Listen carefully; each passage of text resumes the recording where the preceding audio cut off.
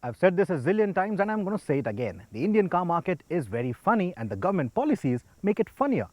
Some fine day you will wake up and realize that a popular SUV has a ground clearance that has suddenly gone lesser than a hatchback.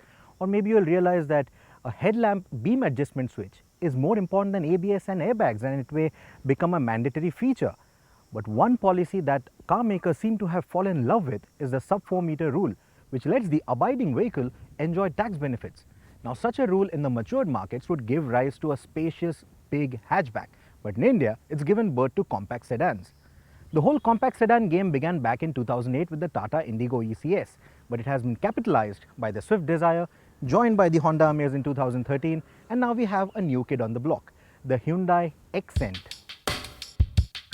Compact sedans aren't the prettiest cars around. In fact, with their cut short length, they appear like minions of the sedan race. Out of the three cars here, the Dzire looks the most imbalanced. The long nose tells you that it was meant for a small car and the boot looks like an afterthought. The Accent, despite being a Hyundai, is a conservative. Though it looks smart when solitary, it can't hold its ground against the good-looking Honda Amaze. Though based on the Brio, the extended platform and the distinctive styling cues tell you that Honda has spent enough time to make this design as balanced as possible, and that makes it one of the better looking compact sedans out there. Now, most people are going to prefer these vehicles to their hatchback siblings because this is the Bada Gadi or the sedan. But there are going to be quite a few people for whom the boot space is going to be the primary criteria. The Swift Dzire has 316 litres of it. The Amaze has 400 litres.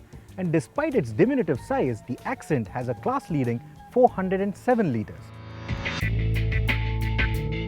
The interiors of the Amaze look good, but the plastics don't feel as good as the other two cars. However, the wide cabin lets 5 adults sit in the car without being too much of a squeeze. The large windows add roominess to the cabin. The Swift can seat 5 adults too, but the rear bench compromises on leg space. The interiors, however, are the best in class in terms of design and build. The Accent, on the other hand, is good enough only for 4 adults. The plastics feel as good as the Verna, but the layout is too sober and looks dated already. But where the Accent quickly redeems itself is the sheer list of features. The most notable for this class are the push-button starter, Bluetooth telephony, a climate control system with rear AC vents, and parking sensors with a reversing camera. It clearly outclasses the other two cars in this regard. What it also surprises with is the way it behaves on the road.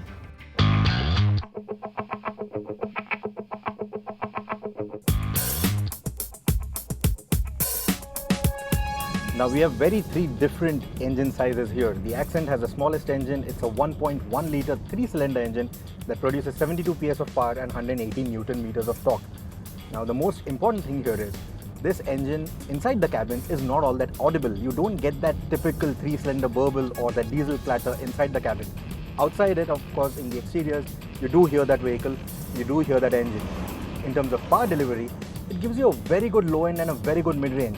That makes it a very good city car. Add to it the steering wheel, which is very well weighted, and you have a very convenient car for city use. And speaking of city use, the next vehicle, that is the Swift Dzire, I think has the best steering setup out of these three vehicles. In terms of engine, it gets the 1.3 litre multi-jet Fiat sourced engine. It produces 75 PS of power and about 190 Newton meters of torque, which tells you that it doesn't get the variable geometry turbine. So it has the same problem that you face with the Swift.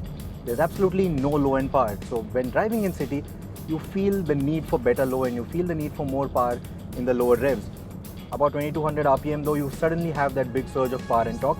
So if you're out on the highway and if you want to pull overtakes, I think the Swift has a very good engine out there. But then when you move to the Amaze, that is where the numbers just climb.